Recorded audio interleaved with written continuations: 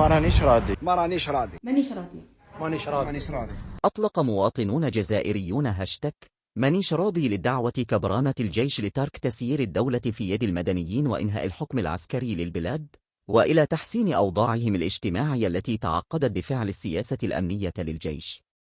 ووجدت هذه الدعوة التي أطلقها ناشطون جزائريون داخل البلاد وخارجها تجاوبا كبيرا من طرف المواطنين في مواقع التواصل الاجتماعي، حيث بدأ الحديث عن الخروج للشارع من أجل المطالبة بإنهاء الحكم العسكري للبلاد حينما انقلب وزير الدفاع حينها بو خروبة محمد إبراهيم المعروف بو هواري بومدين على أول رئيس مدني للبلاد بعد الاستقلال أحمد بن بلة ليؤسس لحكم عسكري ما زال قائما إلى اليوم. ومنذ ذاك التاريخ والجيش الجزائري يتحكم ويعين الرؤساء ويقيلهم، كما أن رئيس أركان الجيش في الجزائر يشرف مع الرئيس على جميع الأنشطة ويرافقه كظله في جميع المهام، كما هو الحال شنقريح والرئيس عبد المجيد تبون.